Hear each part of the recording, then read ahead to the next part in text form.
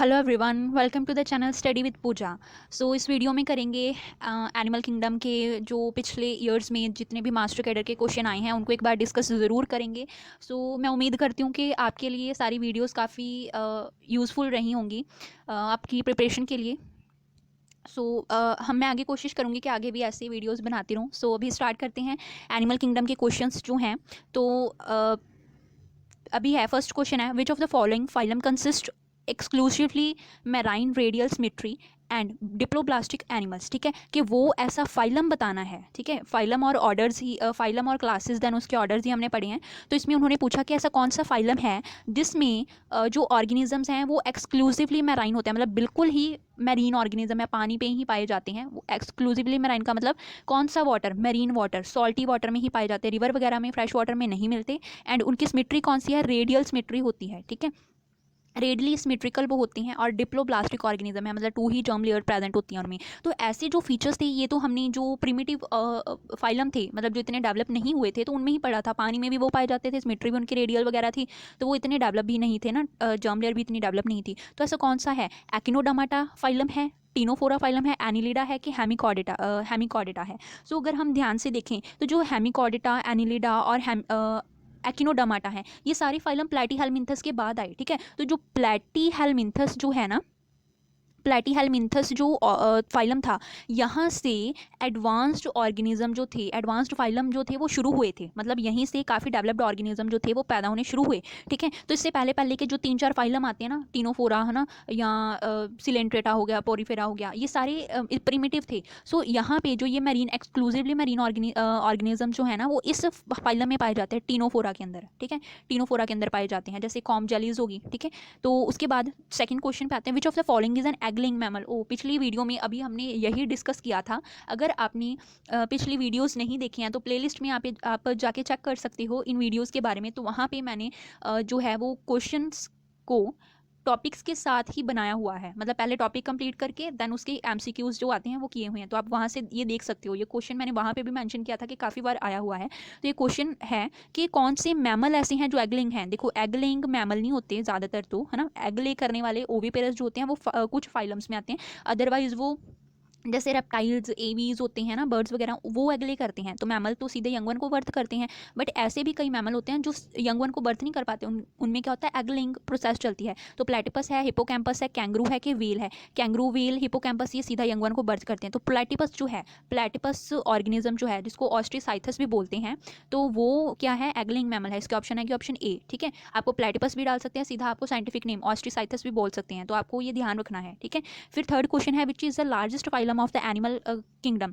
Animal kingdom का largest phylum बताना है। ठीक है, लार्जेस्ट फाइलम कौन सा है जिसमें सबसे ज्यादा ऑर्गेनिज्म फाइलम के अंदर पाए जाते हैं, एनिलिडा, एक्टिनोडर्माटा, मोलस्का की आर्थ्रोपोडा। तो इसके ऑप्शन है कि ऑप्शन डी, आर्थ्रोपोडा जो होती हैं उसमें दुनिया भर के सारे इंसेक्ट आप डाल सकते हो। ठीक है, तो सबसे ज्यादा बड़ा जो फाइलम है वो फर्स्ट फाइलम है आर्थ्रोपोडा। ठीक है, दूसरा मोलस्का होता है। ठीक है, सबसे बड़ा आर्थ्रोपोडा है, सेकंड लार्जेस्ट फाइलम है मोलस्का। तो आपको अगर सेकंड लार्जेस्ट फाइलम बोलेंगे तो आपने मोलस्का बताना है। अभी उन्होंने फर्स्ट फाइलम पूछा तो आपने क्या बताना है, largest phylum arthropoda, option D. Next question पे आते हैं, platypus is a connecting link, sorry peripatus is a connecting link between. Peripatus हमने कहाँ पे पढ़ा था, किन दोनों फाइलम के बीच में कनेक्टिव लिंक है, मतलब किन दोनों के फाइलम के फीचर्स जो है वो एक ही ऑर्गेनिज्म में पाए जाते हैं। मोलस्कस आर्थ्रोपोड है, आर्थ्रोपोड एनिलिडा है, या रेप्टाइल्स और एवीज है कि मोलस्का और एनिलिडा है। इसके ऑप्शन है कि ऑप्शन बी, आर्थ्रोपोडा और एनिलिडा जो होते हैं उन दोनों के करैक्टर जो हैं वो इसमें पाए जाते हैं, पेरिपेटस में। तो ये जो है, ठीक है, आर्थ्रोपोडा और एनिलिडा, इसके ऑप्शन आएगी ऑप्शन बी। ठीक है, पेरिपेटस जो है इन दोनों का कनेक्टिव लिंक है। तो आपने जितने भी, जब हम ये सारी वीडियोज़ हमने वहाँ बनाई हैं तो उसके बारे में, उसमें हमने ये पढ़ा है कि कौन से ऑर्गेनिज्म की स्टडी को क्या बोलते हैं और कौन सा कनेक्टिंग लिंक किस में है, कौन सी एग्जाम्पल है, कौन सा एगलिंग मैमल है, या उसके जो करेक्टरिस्टिक फीचर हैं, ये सबसे इंपॉर्टेंट है। इसी में से क्वेश्चन है, इसके अलावा और कहीं से क्वेश्चन नहीं आता। या एक्सक्रीटरी सिस्टम के लिए क्या ग्लैंड होता है, पार्ट प्रेजेंट होता है, ठीक है, ऑर्गन, तो ऐसे ही क्वेश्चन आते हैं। बिल्कुल सिंपल से, बिल्कुल अच्छे से +1 का प्रिपेयर कर लो, एग्जाम्पल्स कर लो। ठीक है, साथ में इन वीडियोस को आप देख सकते हो, ये आपके लिए काफ़ी यूज़फुल है। बीएससी प्लस +1 का और प्लस एमसीक्यू सारा कुछ एक ही वीडियो में आपको मिल जाएगा। आप ज़रूर देख लेना। ठीक है, अभी करते हैं fifth question, study of snakes is called. Snakes की स्टडी को हम क्या कहते हैं? स्नेक्स की स्टडी को ऑन्कोलॉजी बोलते हैं, एथियोलॉजी बोलते हैं, एंटोमोलॉजी बोलते हैं कि ऑफियोलॉजी बोलते हैं, ठीक है। तो स्नेक्स जो होते हैं इनको हम क्या बोलते हैं, सरपेंट भी बोलते हैं, ठीक है, सरपेंट भी बोलते हैं इनको। सो अगर हमें ये ऑप्शन आ जाए, इसकी फिलहाल इसकी ऑप्शन है ऑप्शन डी, ऑफियोलॉजी, ठीक है। ऑफियोलॉजी जो है इसको स्नेक्स की स्टडी बोलते हैं, जब स्नेक्स के बारे में डिटेल में कि स्नेक्स का स्ट्रक्चर कैसा होता है, क्या क्या उनमें ऑर्गन पाए जाते हैं, कैसे वो फंक्शन करते हैं, ठीक है, और कौन से पॉइजनस और नॉन पॉइजनस हैं, ये सारी स्टडी हम ऑफियोलॉजी में करते हैं। इसके अलावा आपको दूसरा ऑप्शन भी डाल सकते हैं, इसके बाद और भी आता है, देखो सरपेंट, ठीक है, सरपेंट बोलते हैं, सॉरी स्पेलिंग गलत हो गई, सरपेंट जो होते हैं ना ये सांपों को बोलते हैं, स्नेक्स को बोलते हैं। तो अगर स्नेक्स की स्टडी को हम क्या सरपेंटोलॉजी भी बोल सकते हैं, ठीक है। तो आपको दोनों तरह से क्वेश्चन पूछ सकते हैं, ऑफियोलॉजी या सरपेंटोलॉजी, ठीक है, दोनों इसी के ही नाम है, कंफ्यूज मत हो जाना। उसके बाद है study of animal behaviour is called, animal behaviour की स्टडी को हम क्या बोलते हैं, जिसमें हम एनिमल्स के सारे प्रॉपर फीचर्स और उनके बिहेवियर कैसा होता है, उनका हैबिटेट कैसा होता है, उनके बारे में स्टडी करते हैं। तो एक्जोबायोलॉजी में, इथोलॉजी में, एटियोलॉजी में या एथनोलॉजी में पढ़ते हैं। तो इसकी ऑप्शन है कि ऑप्शन बी, ठीक है। इथोलॉजी जो है वो उसमें हम एनिमल बिहेवियर को पढ़ते हैं। उसके बाद है 7th question, sponges are characterized by, देखो स्पॉन्जेस क्या होते हैं, स्पॉन्ज जैसा जिनका स्ट्रक्चर होता है, स्पंज जैसा, है ना, तो वो पाए जाते हैं पोरीफेरा फाइलम में, ठीक है। तो पोरीफेरा के फीचर्स आप दिमाग में लाओ जरा, क्या क्या थे। तो उनमें ऑन्कोसाइट होते हैं, कैनाल सिस्टम होता है, कई सारे माउथलेट, मतलब माउथ वाले हिस्से कई तरह के होते हैं बट बाहर निकलने का एक ही हिस्सा होता है, या सारे के सारे फीचर। तो अगर हम उसके डायग्राम पे आए, कुछ इस तरह का उनका डायग्राम बनता था, है ना, इस तरह से कई सारे कैनाल होते थे उसके बीच में। तो देखो ऑन्कोसाइट इसके अंदर प्रेजेंट होते हैं, ठीक है, कैनाल सिस्टम होता है, ठीक है, मतलब कई सारा इसमें वो है एंटर करने के लिए, माउथलेट कई सारे हैं, एग्जिट सिर्फ एक ही है, ये वाला हिस्सा, ठीक है। और इसके बाद ये सारी ऑप्शन तो हैं, सो इसका आएगा ऑप्शन डी, ठीक है। तो ये सारे फीचर्स हैं, तो इसकी आएगी ऑप्शन डी, सारे के सारे हैं इसमें। नेक्स्ट आते हैं 8th क्वेश्चन, क्या है, पिंक टाडा यानी कि पर्ल ऑयस्टर। पर्ल ऑयस्टर कौन से होते हैं, जो पर्ल यानी कि मोती बनाती हैं, है ना। तो किस क्लास से बिलोंग करते हैं, सिफेलोपोडा से, सेकोपोडा से, स्कैफोपोडा से, बाइवॉल्विया से या गैस्ट्रोपोडा से। तो आप पर्ल ऑयस्टर का डायग्राम अगर याद करो, इमेज उसकी याद करो, तो वो दो वॉल्व जैसे स्ट्रक्चर होते हैं इसमें, इनके अंदर वो पर्ल्स जो हैं वो बनते हैं, ठीक है। वो हमने पढ़ा था ना कि सैंड होती है किरकिरी सी, जो इसके अंदर चली जाती है तो ये इरिटेट हो जाता है उससे, तो उसके आसपास ना कैल्शियम की लेयर जैसे बनाता रहता है सालों तक, तो वो पर्ल बन जाता है, मोती बन जाता है, ठीक है। सो वॉल्विया, बाइवॉल्विया, बाई मतलब दो, जिसमें दो वॉल्व जैसा स्ट्रक्चर है, वो पर्ल ऑयस्टर होते हैं, ठीक है, बाइवॉल्विया। सो इसका ऑप्शन है कि ऑप्शन सी। नेक्स्ट क्वेश्चन पे आते हैं, cutaneous respiration in frogs occur during, cutaneous respiration frogs में कब होती है, क्यूटेनियस यानी कि स्किन के थ्रू रेस्पिरेशन होती है। स्किन के थ्रू रेस्पिरेशन कब होगी फ्रॉग्स में, वैसे तो उसके अंदर लंग्स भी हैं, है ना, पानी के अंदर वो गिल्स के थ्रू भी सांस लेते, तो फिर भी उसको जो उसके टेडपोल हैं उसमें गिल्स होते हैं ना, तो फिर भी उसको स्किन के थ्रू सांस लेने की क्या पड़ी है ना। तो कैसी कंडीशन होगी जिसमें उसको ये भी करना पड़ेगा, स्विमिंग के दौरान, हिबरनेशन के दौरान, रेस्टिंग स्टेज के दौरान, के सभी ऐसी कंडीशंस में।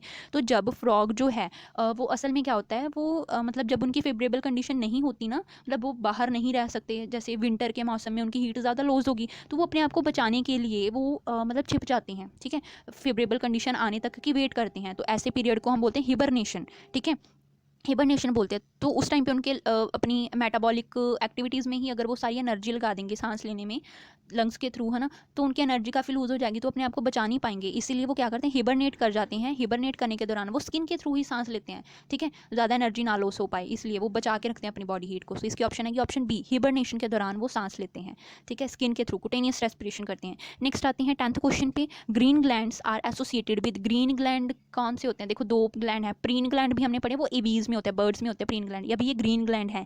ग्रीन ग्लैंड का क्या फंक्शन है, एक्सक्रीशन में फंक्शन होता है, डाइजेशन में, रेस्पिरेशन में, कि रिप्रोडक्शन में। तो ग्रीन ग्लैंड्स जो होते हैं ना असल में ये आर्थ्रोपोड्स के अंदर, जैसे ग्रास ऊपर वगैरह ना ऐसे होते हैं, प्रोन्स वगैरह, क्रेब्स, सॉरी हाँ, आर्थ्रोपोड्स में ही मेन पाए जाते हैं ये, ठीक है, एक्सक्रीशन का काम करते हैं जो ग्रीन ग्लैंड्स होते हैं, that helps in excretion. So option आएगी ऑप्शन ए।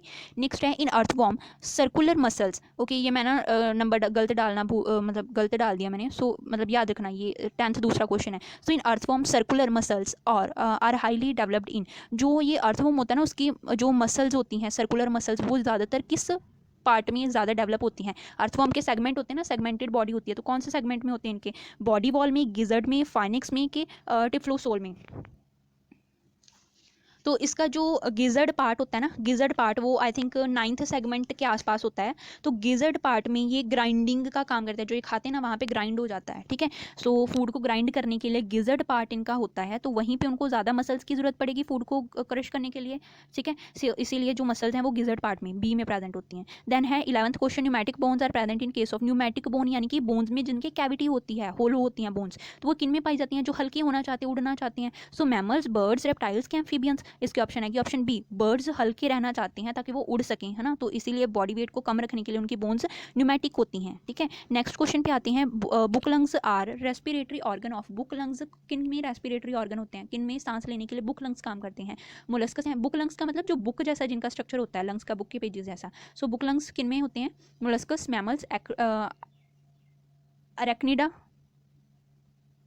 या अर्थवॉर्म। सो इसकी ऑप्शन आएगी ऑप्शन सी, अरेक्निड्स जो होते हैं ना, उनमें बुक लंग्स जो हैं ये काम करते हैं रेस्पिरेशन के लिए, ठीक है। उसके बाद आते हैं, open vascular system is present, open vascular यानी कि ब्लड वेसल्स में ब्लड फ्लो नहीं करता है, ठीक है, वास्कुलर ओपन होती हैं, वेसिकल्स जो हैं ओपन होती हैं, तो ये किन में प्रेजेंट होता है, मैन में, फिश में, कॉकरोच में, कि स्नेक में। सो स्नेक जो होते हैं या फिश होती है या मैन होते हैं, इनमें तो कंप्लीट वो सिस्टम होता है ना, प्रॉपर सर्कुलेटरी सिस्टम। सो जो कॉकरोच होते हैं उसमें ओपन वास्कुलर सिस्टम होता है, ठीक है, क्योंकि ये इतने डेवलप नहीं थे, इनमें ब्लड वेजल्स के अंदर नहीं फ्लो करता है, कैविटीज़ में होता है आर्थ्रोपोड में। सो इसकी ऑप्शन आएगी option C, open vascular system किन में है, कॉकरोचेस में, ठीक है। उसके बाद आते हैं 14th क्वेश्चन पे, canal system is found, same वैसे ही क्वेश्चन पोरीफेरा वाला है ना, तो स्पॉन्जेस वाला, तो कैनाल सिस्टम में किन में, कैनाल सिस्टम किन में होता है, कैनाल मतलब जिसमें जो वाटर वगैरह है वो इधर कैनाल से अलग अलग पार्ट से एंटर कर सकता है। तो कैनाल सिस्टम किस में, स्पॉन्जेस में, सिलेंट्रेट में, फ्लैटफॉर्म्स में, कि एनिलेट्स में। देखो फ्लैटफॉर्म, एनिलेट या सिलेंट्रेटेड में तो ये है ही नहीं, होता ही नहीं ना पार्ट, तो स्पॉन्जेस जो होते हैं उनमें ये कैनाल सिस्टम पाया जाता है वाटर एंटर करने के लिए, ठीक है, ताकि वहीं से वो फूड ले सके फिल्टर के थ्रू। देन होते हैं excretory organ of prawn, prawns या क्रेब्स जो हमने पढ़े थे, तो प्रॉन्स के अंदर एक्सक्रीटरी ऑर्गन कौन सा है, एंटीनरी ग्लैंड, कॉक्सियल ग्लैंड, मैल्पिजियन ट्यूब्यूल के ट्रैकिया। ट्रैकिया ये इतने डेवलप नहीं है कि इनमें ट्रैकिया हो, सो डी ऑप्शन तो आनी नहीं है, ठीक है। कॉक्सियल ग्लैंड इनमें होते नहीं है, मैल्पिजियन ट्यूब्यूल्स भी नहीं इसमें होते, ठीक है, वो थोड़े डेवलप स्टेज में है। तो इनमें क्या होते हैं, एंटीनरी ग्लैंड, एंटीनरी ग्लैंड एक्सक्रीशन के लिए है। क्यों इसको एंटीनरी ग्लैंड इसलिए कहा जाता है क्योंकि जो इनका एंटीना पार्ट होता है ना, एंटीना पार्ट जहाँ से ये सेंस कर सकते हैं आसपास को, तो उस ऑर्गन के पास ये प्रेजेंट होते हैं, इसीलिए इसको बोलते हैं एंटीनरी ग्लैंड जो हैं वो एक्सक्रीटरी फंक्शन करते हैं। So option A. Next question है 16th question, crayfish, crayfish belong to, crayfish किस से बिलोंग करती है। अभी ये फिश है, इसका मतलब ये नहीं कि ये पाइसिस है, हमने पढ़ा था जो पाइसिस मतलब ट्रू फिशेज होती हैं उसमें प्रॉपर फिन्स होते हैं, गिल्स होते हैं, बट क्राई फिश में तो ये सब कुछ नहीं होता। सो ये किससे बिलोंग करेगी, पाइसिस तो से तो बिल्कुल नहीं, आर्थ्रोपोड है, मोलस्कस है, एंथोजोआ है। सो इसके ऑप्शन आएगी ऑप्शन बी, ठीक है। आर्थ्रोपोड जो होते हैं उसमें ये फॉल्स फिश के तौर पे प्रेजेंट होती है, क्राई फिश, ठीक है, सिल्वर फिश भी होती है। तो क्राई फिश जो है ये किस में पाई जाती है, आर्थ्रोपोड में। उसके बाद है 17th क्वेश्चन, ये है उल्टा पुल्टा लिख लिया थोड़ा, which of the following phylum has the animals with the bilateral symmetry in the larval stage and radial pentamerous symmetry in the adult stage. कौन सा ऐसा फाइलम है जिसकी ऑर्गेनिजम्स की सिमेट्री पहले बायलेटरल होती है, ठीक है, लार्वा स्टेज जब उसके वो एग जो है वो डेवलप करे होते हैं ना, तो लार्वा स्टेज में उन एनिमल्स में सिमेट्री बायलेटरल होती है, ठीक है, दो पार्ट्स में डिवाइड होने वाली होती है। जबकि जो पेंटामोरस जब वो मतलब एडल्ट स्टेज में रहते हैं तो उनके पेंटामोरस बन जाते हैं रेडियल फॉर्म में, रेडियल सिमेट्री, पेंटामोरस सिमेट्री आ जाती है। तो ये किस में होता है ऐसे, एक्टिनोडर्माटा फाइलम में, मोलस्का में, एनिलिडा में, के नाइडेरिया फाइलम में आएगा। तो इसकी ऑप्शन है कि ऑप्शन ए, जो एक्टिनोडर्माटा होते हैं इसमें ही ये स्पेशल फीचर है, इसके अलावा और कोई अपनी जो है वो ये सिमेट्री नहीं चेंज कर सकता एडल्ट तक पहुंचती, ठीक है, सिर्फ इसमें ही होता है। So echinodermata is a correct option of 17th question, ठीक है। देन 18th क्वेश्चन है मैमल विच ले एग, देखो फिर से घुमा के थोड़ा क्वेश्चन डाल दिया, पहले क्या था वो बताओ, मैमल जो एग ले करते हैं, अभी मैमल जो एग ले करते हैं, थोड़ा सा बस लाइन को चेंज किया, बाकी सब कुछ वही है, थोड़ी एग्जांपल चेंज कर दिया है, अदरवाइज हमें पता होना चाहिए। Spiny anteater sorry scaly anteater है, स्पाइनी एंटीटर है, और पॉक्यूपिन है या हैजहॉग है।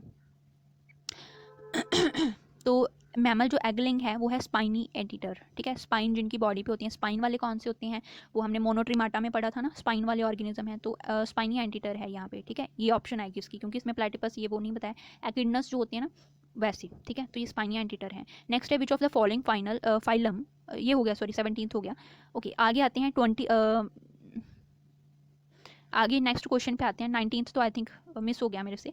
ओके आगे है एनामॉइड्स इंक्लूड, एनामॉइड्स किस में पाए जाते हैं, किस में आते हैं एनामॉइड्स, reptile birds, birds mammal, reptile mammal या फिश और एम्फीबियन में आते हैं। सो इसके ऑप्शन हमारे पास आएगी डी, फिश और एम्फीबियंस जो होते हैं उसमें एनामॉइड्स आ जाते हैं, ठीक है। सो नेक्स्ट क्वेश्चन है 21st question, excretory matter of the bony fishes are, bony fishes का एक्सक्रीटरी मैटर क्या होता है, वेस्ट क्या बोनी फिशेज एक्सक्रीट करती है, यूरिया, प्रोटीन, अमोनिया या amino acid, sorry.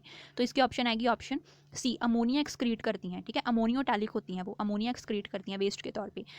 Then एस्केरियस is characterised bye, एस्केरियस क्या होता है, एस्केरियस लम्ब्रिकॉइड होता है ना, वॉर्म, तो उसकी कैरेक्टरिस्टिक क्या है, उसमें ट्रू सीलम है, पर उसमें मेटामेरिज्म नहीं होता। ट्रू सीलम, सीलम समझते हो ना, बॉडी कैविटी और बॉडी वॉल के अंदर, सॉरी ये एलिमेंट्री कैनाल और बॉडी वॉल के बीच में अगर स्पेस है तो वो ट्रू सीलम है, अगर पैचेस बन रहे हैं तो स्यूडो सीलम है, अगर है ही नहीं तो वो ट्रू सॉरी वो ए सीलोमेट होता है। मेटामेरिज्म क्या होता है, बॉडी में सेगमेंटेशन बनना ना, इस तरह से। तो ये क्या है, एस्केरियस जो है वो उसमें सीलम होती हैं और मेटामेरिज्म नहीं है। उसमें ट्रू सीलम है पर मेटामेरिज्म भी है, अगर मतलब ट्रू सीलम है नहीं उसमें, या उसमें ट्रू सीलम भी नहीं है और मेटामेरिज्म भी नहीं है। सो इसकी ऑप्शन आएगी एस्केरियस की डी ऑप्शन, ठीक है। ना तो उसमें ट्रू सीलम होते हैं, ठीक है, मतलब बॉडी कैविटी नहीं होती एलिमेंट्री कैनाल और बॉडी वॉल के बीच में, ठीक है। पहला तो ना तो उसमें सीलम होती है, दूसरा मेटामेरिज्म भी नहीं होता, बॉडी में वो नहीं होते, सेगमेंट नहीं ना होते प्रॉपर बने हुए। सो स्केरियस की ऑप्शन है कि ऑप्शन डी। फिर है book lungs are respiratory organ, ये दोबारा से आया हुआ है क्वेश्चन, ठीक है। तो मोलस्कस, मैमल्स, एरेक्निडा या अर्थवर्म, तो जो बुक लंग्स होते हैं ये एरेक्निडा में पाए जाते हैं, ठीक है, रेस्पिरेशन के लिए। नेक्स्ट है important characteristics that hemichordate share with the chordate are, ये कौन से ऐसे करैक्टर्स हैं, कॉमन करैक्टर है जो हेमिकॉर्डेट और कॉर्डेट दोनों आपस में शेयर करते हैं। वैसे तो हेमिकॉर्डेट के कुछ करैक्टर कॉर्डेट से मिलते थे तो उसको बीच में रखा था, पर कुछ करैक्टर्स काफ़ी डिफरेंट होने की वजह से इसको निकाल के अलग ही फाइलम दे दिया हेमिकॉर्डेटा, ठीक है। सो एब्सेंस ऑफ नोटोकोड है, वेंट्रल ट्यूबुलर नर्व कोड होती है, फेरेनिक्स विद गिल स्लिट्स होता है कि फेरेनिक्स विदाउट गिल स्लिट होता है। तो इसकी ऑप्शन है कि ऑप्शन सी, जो फेरेनिक्स होता है ना, इसका फेरेनिक्स पार्ट्स उसमें गिल स्लिट्स प्रेजेंट होते हैं, ठीक है। गिल स्लिट्स की प्रेजेंस की वजह से फेरेनिक्स के साथ वो कॉर्डेट और हेमिकॉर्डेट दोनों में है, ठीक है, इसलिए इनको ये बताया गया है कि इनका ये करैक्टर है जो कॉमन इन दोनों में है, हेमिकॉर्डेट और कॉर्डेट में, क्या, C, pharynx with gill slits, ठीक है। नेक्स्ट क्वेश्चन है earthworm are hermaphrodite and reproduce primarily by, earthworm तो क्या है, हर्मेफ्रोडाइट है। हर्मेफ्रोडाइट तो समझते हो ना आप कि मेल और फीमेल पार्ट ऑर्गन जो है वो एक ही ऑर्गेनिज्म में है, अर्थवर्म में मेल फीमेल दोनों ही एक में है, तो फिर तो उसमें सेल्फ वो रिप्रोडक्शन होनी चाहिए ना, सेल्फ फर्टिलाइजेशन हो चाहिए, अपने ही ओवम अपने ही उसके स्पर्म के साथ फ्यूज कर जाएं, पर ऐसा होता नहीं है। तो उन्होंने क्या पूछा, तो किस कैसे रिप्रोडक्शन करते हैं, ये सेल्फ फर्टिलाइजेशन करते हैं, क्रॉस फर्टिलाइजेशन करते हैं, ए सेक्सुअली रिप्रोड्यूस करते हैं कि सारे, देखो ए सेक्सुअली तो रिप्रोड्यूस करेंगे नहीं, ऑर्गन अगर प्रेजेंट है तो उसको यूज़ भी तो करेंगे ना, सेल्फ वो करते ही नहीं है, सेल्फ फर्टिलाइजेशन नहीं होती उसमें। क्यों, अगर तो सेल्फ फर्टिलाइजेशन होगी तो उसके सर्वाइवल के चांसेस कम हो जाएंगे क्योंकि सेम वो जीन्स मिक्स हो जाएंगी ना, इसीलिए ये चाहे इसमें मेल फीमेल दोनों पार्ट हैं, बट वो अपने ही वो जो स्पर्म होते हैं, ठीक है, उसको ओवम के साथ फ्यूज़ नहीं होने देता। वो स्पर्म जो हैं वो कोई दूसरा अर्थवर्म ढूंढते हैं ताकि उसकी ओवरी में जाके, मतलब उसके ओवम के साथ फ्यूज़ करें। तो ये वाले जो ओवम है ये दूसरा कोई और अर्थवर्म का स्पर्म ढूंढेंगे फ्यूज़ करने के लिए। सो ऐसे क्या हो रही है, क्रॉस फर्टिलाइजेशन, ठीक है। तो इसकी ऑप्शन है कि ऑप्शन बी, क्रॉस फर्टिलाइजेशन, क्योंकि ऐसे सर्वाइवल के चांसेस बढ़ जाते हैं क्योंकि स्पीशीज में सॉरी जीन्स में थोड़ा चेंज आ जाता है ना, इस वजह से। देन है 26th question, in which of the following animals respiration occurs without any respiratory organ, कहते हैं रेस्पिरेटरी ऑर्गन है भी नहीं फिर भी सांस लेते हैं, वो फिर भी रेस्पायर करते हैं, ऐसे कौन से यूनिक ऑर्गेनिज्म हैं। तो फिश ऐसी होती है, फ्रॉग है, कॉकरोच है कि अर्थवर्म है। देखो फिश में तो पहले गिल स्लिट्स वगैरह गिल्स होते हैं ना, देन फ्रॉग है, फ्रॉग भी उसमें तो दो पार्ट हैं, गिल्स के थ्रू भी सांस ले सकते हैं, पानी में है तो बाहर हैं तो वो लंग्स के थ्रू भी सांस ले सकते हैं, इवन स्किन के थ्रू भी ले लेते हैं, बट हिबरनेशन में करते हैं। तो उन्होंने कहा रेस्पिरेटरी ऑर्गन नहीं है, बिल्कुल ही नहीं है, फिर भी वो रेस्पिरेशन करेंगे, तो कॉकरोच होगा। कॉकरोच में नहीं, कॉकरोच में भी वो सांस ले लेते हैं उनके टिब्यूल्स के थ्रू, ठीक है, सांस ले लेते हैं। तो अर्थवर्म ऐसा है, अर्थवर्म स्किन के थ्रू ही सांस लेता है क्योंकि उसमें कोई ऑर्गन ही नहीं है, ठीक है। सो इसकी ऑप्शन आएगी ऑप्शन डी, अर्थवर्म, ठीक है। और अभी इसके साथ हमारा पूरे का पूरा एनिमल किंगडम विद हमारे MCQs टॉपिक्स के साथ साथ MCQs भी हमारे कंप्लीट हो गए और पिछले साल के जो क्वेश्चन थे वो भी हमारे कंप्लीट हो गए। सो ये कंप्लीट एनिमल किंगडम हमारा हो चुका है। इसके बाद आगे की वीडियोस पे ध्यान देंगे, आगे फोटोसिंथेसिस और इसके अलावा जो जेनेटिक्स है, ठीक है, या ह्यूमन फिजियोलॉजी है, ये काफ़ी इंपॉर्टेंट टॉपिक्स हैं, तो उस पर वीडियोस आगे बनाएंगे। सो बाकी करते हैं नेक्स्ट वीडियो में। Thanks for watching the video.